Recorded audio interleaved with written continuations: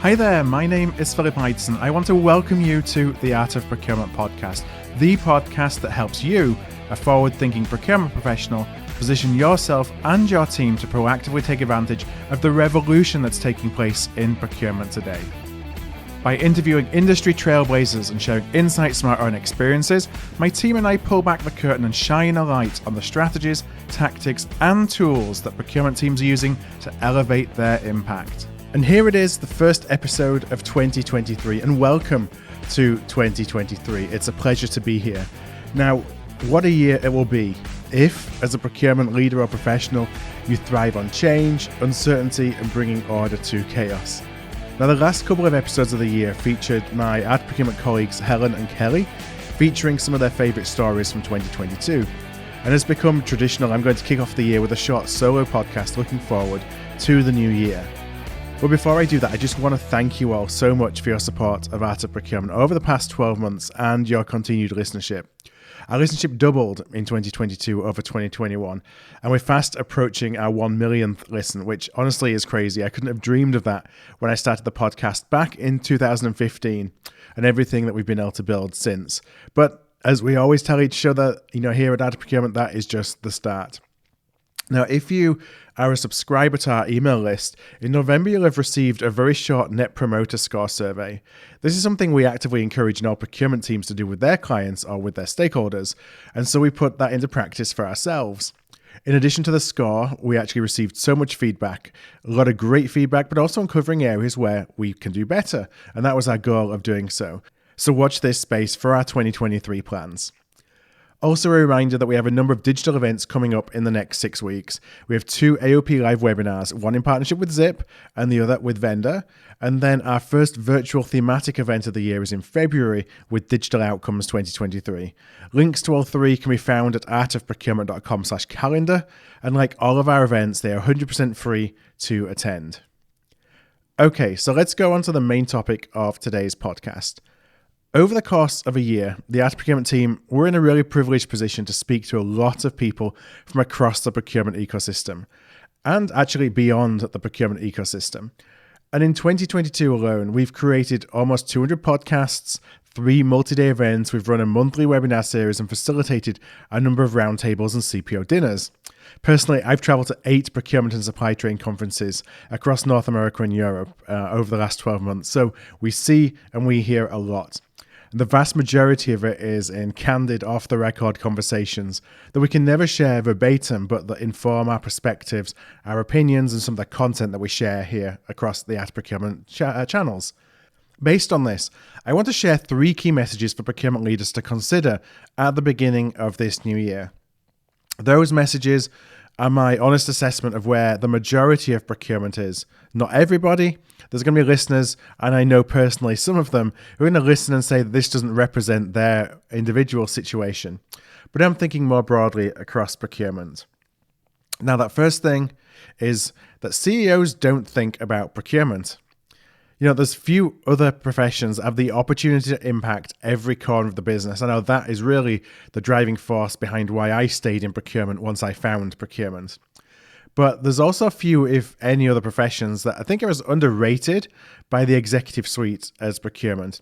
It's something we've all struggled with at some point in our careers, some across our entire careers, some just depending on the organizations that we worked in. And as any regular listener will know, it's something that I've focused a lot of time on helping us build that value proposition that compels the business, that compels the executive suite to want to come to procurement to work with us.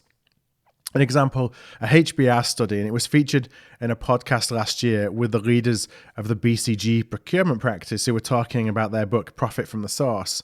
That found that CEOs only spend 1% of their time working or thinking about suppliers, despite supplier spend representing anywhere from 15 to 70% of total company revenue. Now, this isn't new news to anyone who has spent time making a pitch to their CEO about the procurement value proposition. But why don't CEOs think about procurement? Well, I believe it's not because they don't think about their company's ability to buy the products and services they need to get them where they need them at the price they need them. I think some of it is because procurement is an internally facing term. So we tend to talk about all the details, but in our own language in a way that's not particularly accessible for procurement people outside of procurement. And so I'd also speculate that for many CEOs, they see the act of procurement, and I'm using air quotes around the word procurement, as administrative. There's not necessarily a connection between that word procurement and buying strategically. So they are thinking about buying strategically. They're not necessarily thinking about that in the terms of procurement. And so they see procurement as administrative. And if they see procurement as administrative, frankly, why should they think about it? Why should they care about it? So what do CEOs think about? Well, we spoke to some CEOs, we did some research as well into some of the leading CEO-focused publications to see what's kind of on the hearts and the minds of the CEOs at the end of 2022, beginning of 2023. And it's all around cash flow generation, growth, innovation, risk and business continuity, reputation management, shareholder and stakeholder management, strategic planning. Every one of those areas can be, or should be, supported or enabled by what we know today as procurement. But does the CEO know it? Or better put, have you demonstrated within your business that you can support these priorities in a way that convinces the CEO that you can be their partner in crime? And to look at those again: cash flow generation, growth, innovation, risk and business continuity, reputation management, shareholder and stakeholder management, strategic planning, all things that we can contribute to if we reorient the way that we talk about what we do in those terms. So we need to either think about ourselves and the way we communicate differently, or obviously deliver results around those areas that get their attention. Now, the second point that I wanted to make is that the procurement department in most companies will transform beyond recognition in the next 10 years, or it may not exist at all. And I hope that listeners recognize that we're not prone to hyperbole here at Art of Procurement. But that being said, both technology and service provider delivery models are converging to a place where a lot of what we can do can be devolved back into the lines of business or to distributed buyers across the company. So this could be a guided buying solution that walks a budget holder through the entire sourcing process. Or it could be an outsourced third party that manages all of your tail spend, where buyers in the business are actually responsible for determining which buying channel to use, all with controls so that at an enterprise level, we can still understand and guide the distributed buyers or the individual stakeholders now doing the buying themselves on the journey to make I don't want to say the right decisions, but kind of the business approved decisions. I really believe that this is going to lead to a much smaller procurement organization in terms of directly employed headcount, with those who remain being relationship leads and architects. They're designing and they're building really customized processes and experiences for each stakeholder group based on the needs of that individual stakeholder group, leveraging a whole raft of technologies and external partners in the process. This isn't new thinking from us. We did a training program called Nudge that's built around a lot of personas of the procurement professional, and architect is one of those core personas, and we've been doing that for 5 years. So it's something that we've really seen kind of the procurement profession evolve towards. We're just seeing more and more movement, faster movement towards that outcome, whereas before maybe the time frame wasn't quite so much as well defined. So the strategic side of procurement then will focus on solving the challenges or taking advantage of opportunities that drive true competitive advantage. So when I think about driving true competitive advantage, I think of there's 80% of what we buy that is the same as what, pretty much every organization buys, a lot of the indirect materials. And, each procurement organization is on a different level of maturity in terms of how they buy that 80%. And the technology that they apply to the buying of that 80%. But then there's this 20%, and this is something that Adam Brown, now of Maersk, formerly BT Source, talked to us about in our mastermind event in October of last year, is what are the things that I buy that my direct competitors buy, and how can I make sure that I'm being more effective and impactful in those purchases than my competition. And that ultimately is where competitive advantage, once everybody has kind of got to the same level of maturity on the 80%, that's where the winners and the losers in terms of how they leverage strategic buying will be made. So that's something definitely to think about as we're looking at, okay, how can we evolve towards those products and services and the way we buy those that really drive that competitive advantage as everybody else comes on this at different speeds, comes on this maturity journey on the 80% that everybody buys.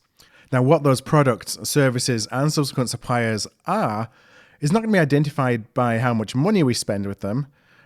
That poses a question for another day. Will new segmentation models be necessary? Because it's not about necessarily spend. Importance doesn't mean spend. Risk doesn't mean the amount of spend.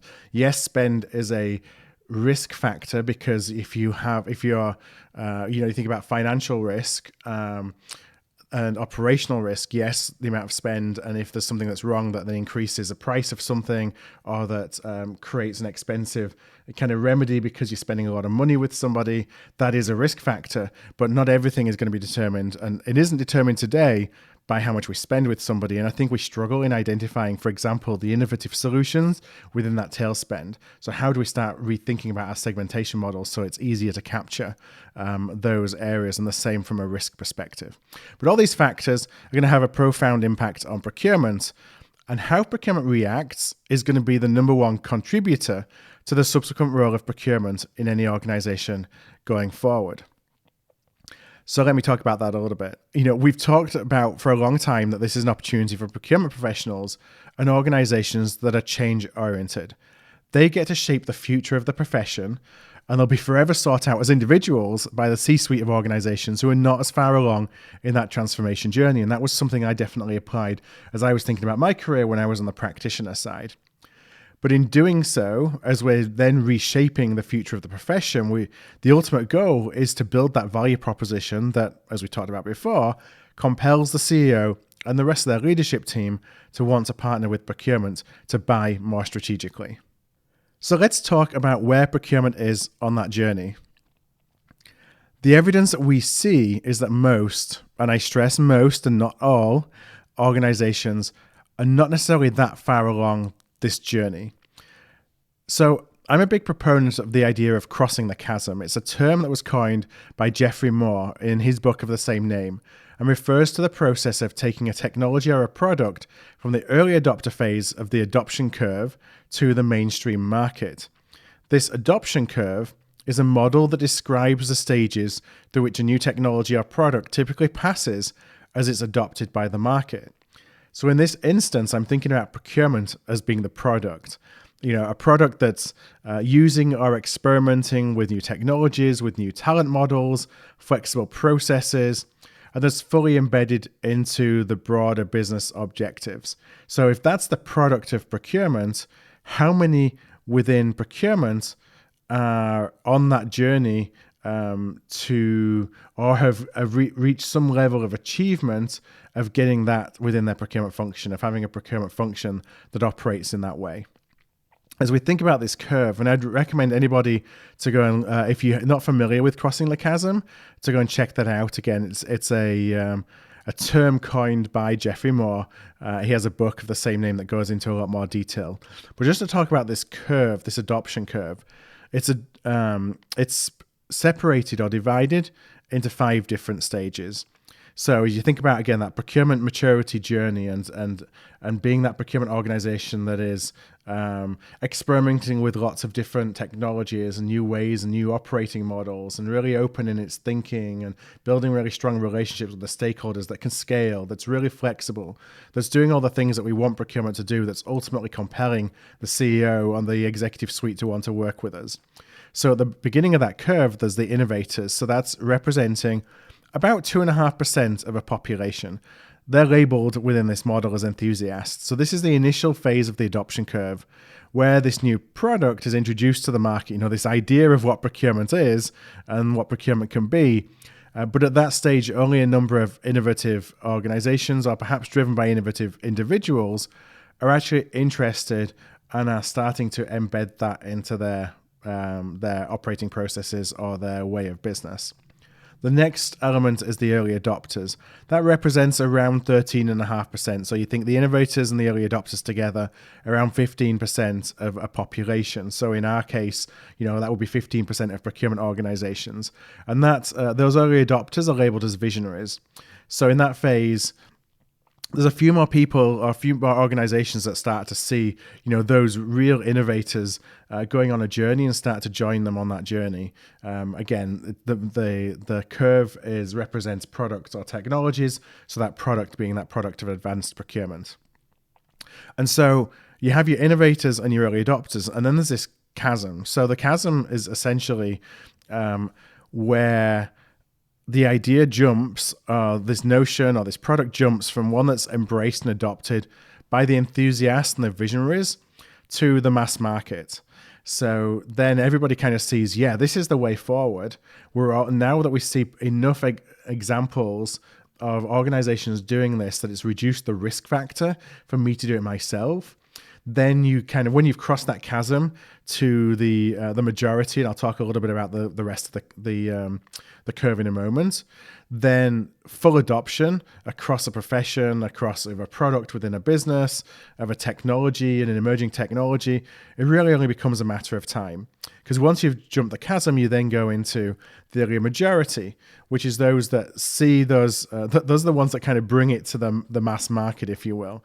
They represent 34% of the population in Geoffrey Moore's model. They're labeled as the pragmatists. So as the idea, the product, it becomes more widely acceptable and proves its value, then this is a larger group of people that and organizations that want to move forward and drive change, but maybe they're a little bit more cautious and tend to wait for others to try things out before adopting it themselves. But now they can drive change with confidence. Next is the late majority. So that represents another third of the population. Those are labeled as conservatives. So at this point, that new way of being for procurement, the new adoption of the tools and the technologies and the value proposition, it's widely acceptable. Widely accepted. It's now been adopted by over 50%, or pretty much 50% of the profession from a procurement perspective. And so, they kind of realize that we need to get in there or we're going to be left behind. And so they may be late adopters, hesitant to try new technologies, but they're only really going to adopt this when it becomes the norm. And then the last 18% of that curve, representing 16% of the population in this model, are the skeptics, or laggards, as it's termed in the model. Those who are the last to adopt new technologies or products. So these individuals or organizations tend to be resistant to change and only really adopt new technologies when they have no other choice. So it's interesting to think, come back and think about yourself. And the good thing about Art of Procurement is that we're really a community of change agents. So the vast majority of people listening today are going to be those that are in the beginning of the curve rather than the end of the curve, because we're wanting to embrace and drive change. Maybe we're not sure about how to do it. Maybe we're just validating what we're already doing. But we're already in that kind of mindset of change, most likely, if you're listening to the content that we create. But that's what the model looks like. And again, that chasm, that part between the early adopters and the early majority, is where that idea jumps from one embraced and adopted by those enthusiasts and visionaries to one that's adopted by the mass market. Now, what does all that mean for procurement? Well, based on conversations that we've had recently with technology firms, with procurement-focused venture capitalists, with leading transformation consultants, procurement really is still in the very early innings of this, the adoption of differentiated, highly technologically enabled delivery models. We're really at the beginning of that curve. So somewhere between the innovators and the early adopter stages in Moore's adoption curve. And we're really not close to crossing the chasm yet. Now, that's not necessarily a good thing or a bad thing. It's just kind of where we are, and these journeys are ones that are not kind of overnight journeys, if you will. So this is normal. But my point to consider is that what happens when the pace of change is slow which I think we can all agree we typically see in procurement. Again, generally, not speaking to any company's individual circumstances. When the pace of change is slow and the C-suite, as we said before, doesn't necessarily understand the procurement value proposition. Now, in my mind, simply put, it means that procurement is not in control of its own destiny. And that's, I think a scary realization for procurement if we're not in control of our own destiny. Procurement leaders that are driving this transition and that are doing it at speed, they are in control of their own destiny and they're forging a path to much greater impact and strategic importance within their business. Those that are accepting of the status quo or are not experimenting with these new technologies or delivery models will ultimately have procurement changed for them by their C-suite, which means they're not in control of their own destiny. And this was a primary motivation for me to start out of procurement, to provide the inspiration, the insights, the how-tos to ensure that procurement leaders regain or maintain control of their own destiny. So collectively, we have an exciting, impactful profession to work in, rather than what could be none at all. And I know that's kind of the other end of the scale. Back in the day, those procurement transformations that we pursued were all equal part people, process, technology, and all the best transformations, all the continuous improvement programs, they're all still built on those three foundations. But with the well-funded procurement technology space exploding, technology is now the forcing factor that drives a lot of procurement transformation.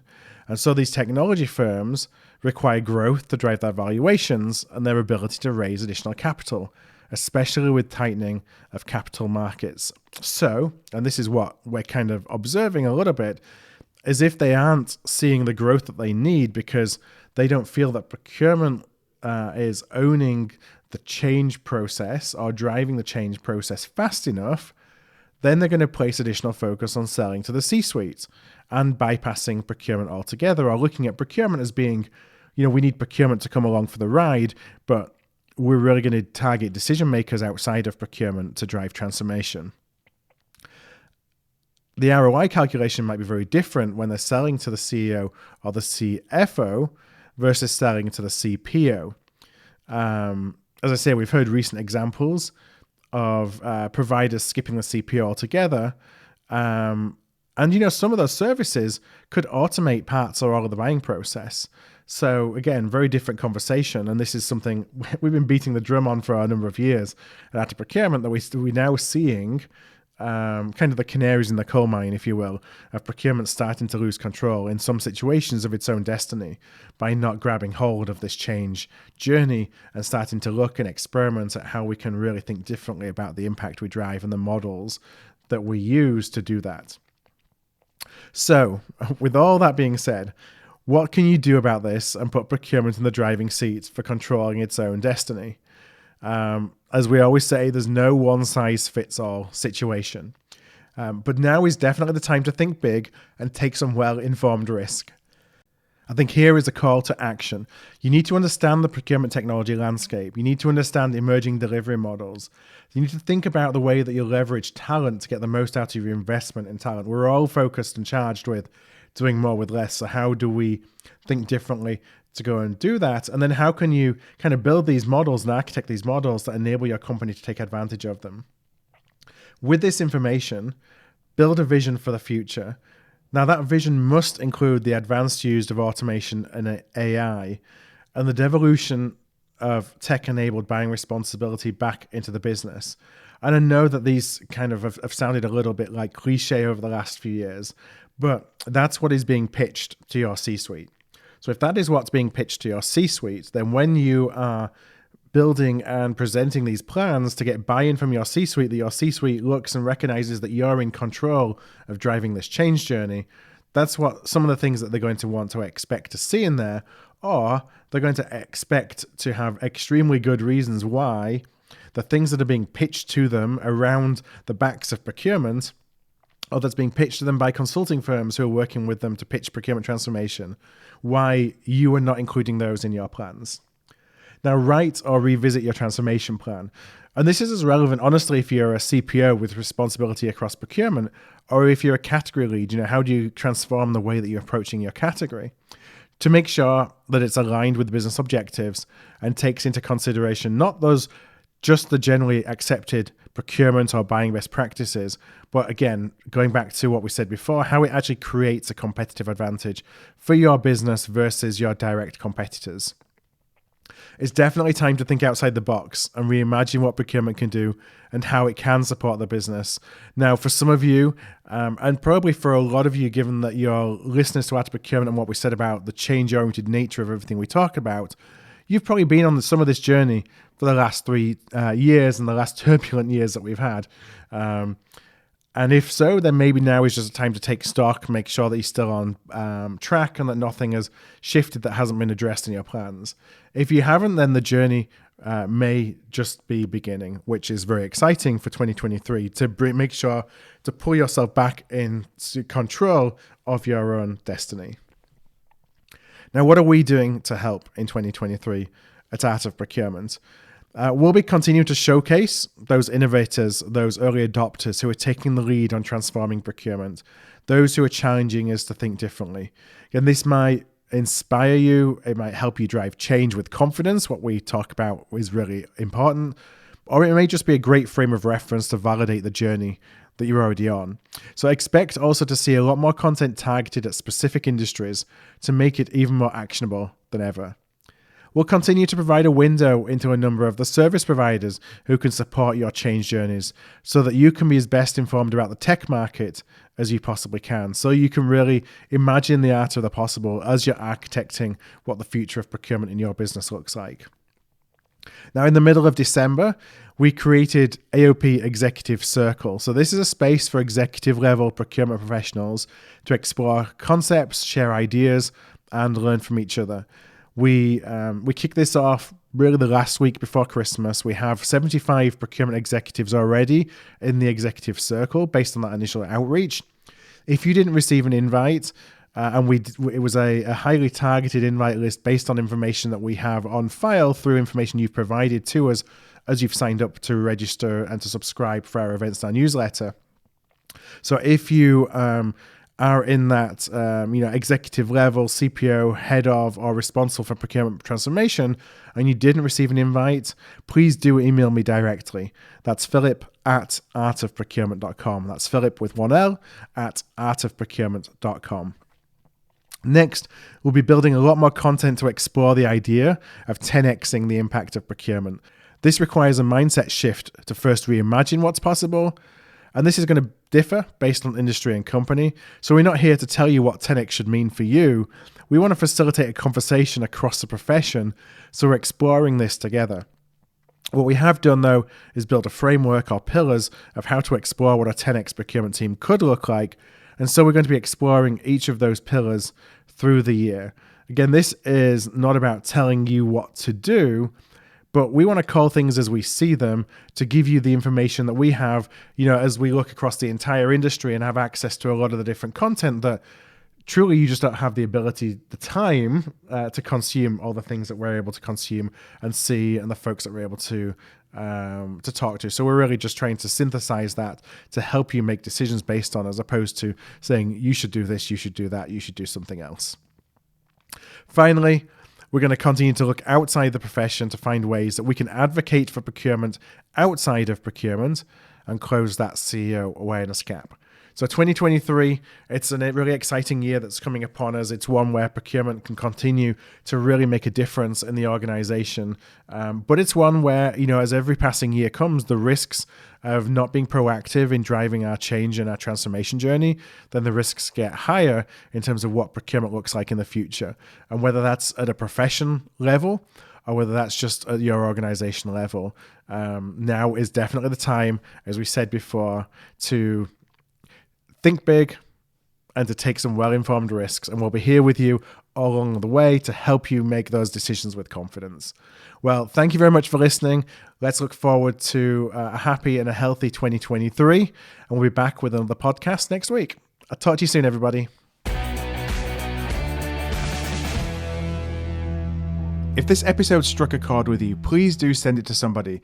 We grow here at Art of Procurement through word of mouth, and that would be really appreciated.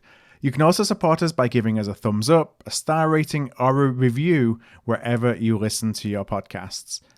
Since 2015, we've built the world's largest free resource for procurement professionals looking to elevate their impact. Our resources span podcasts like this, videos, blog posts, papers, and events.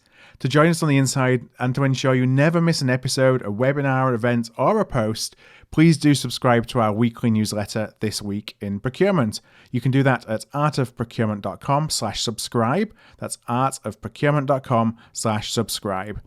Thank you for joining us today, and I look forward to seeing you again soon.